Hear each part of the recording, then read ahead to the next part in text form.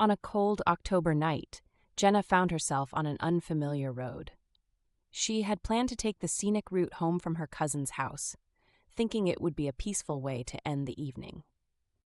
But somewhere along the way she missed a turn, and now her car rolled slowly down a winding gravel road surrounded by dense woods. Her GPS had lost signal an hour ago, and her phone battery was dangerously low. The headlights sliced through the darkness, revealing skeletal branches clawing at the night sky. The wind howled mournfully, and Jenna's sense of unease grew. She glanced at her fuel gauge. It was nearing empty. "Great," she muttered, gripping the steering wheel tightly. "This is how horror movies start." Up ahead, a faint light pierced through the trees. Relieved, Jenna pressed on the gas and approached what appeared to be a small gas station. Its sign hung crookedly, the faded letters barely legible. Grover's Way Station.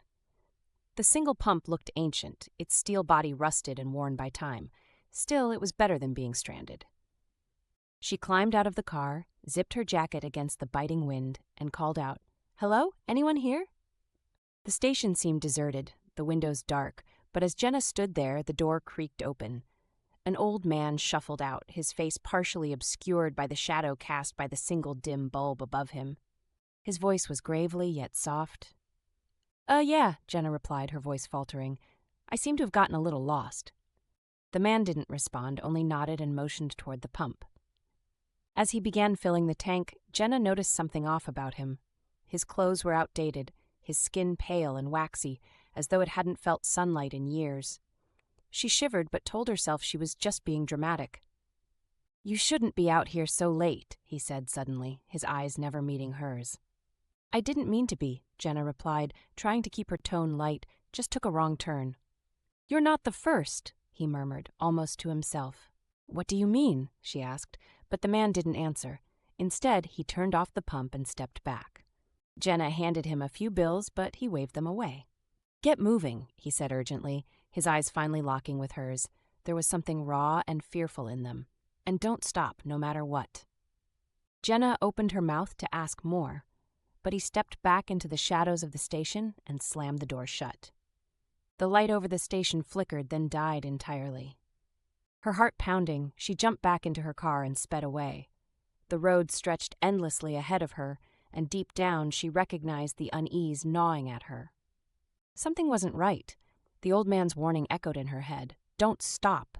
The trees closed in tighter, their gnarled branches almost brushing against her windows. The night grew darker, the road more twisted. And then she saw it, a figure standing in the middle of the road. Jenna slammed on the brakes with a screech, her tires skidding on the gravel. Her car came to a halt mere feet from the figure. She leaned forward, squinting through the windshield. It was a woman, her dress tattered and filthy, her hair wild and unkempt. Her head was bowed, her face obscured. Jenna's instincts screamed at her to leave, but another part of her hesitated. What if this person was hurt? Lost, like her? She rolled down her window slightly. "Are you okay? Do you need help?" The woman's head snapped up. Her face, if it could even be called that, was grotesque. The skin was mottled and gray, her lips stretched unnaturally wide in a grin that revealed jagged yellow teeth. Jenna gasped and threw the car into reverse as the woman began to stagger toward her. But no matter how far she backed up, the trees clung closer, and somehow the road became narrower. The figure disappeared from view, only to reappear, right next to her window. "Don't stop!" The old man's voice rang in her mind. Jenna screamed and floored the gas pedal. The car shot forward, her eyes locked on the road ahead as the figure shrieked, its voice like metal scraping against glass.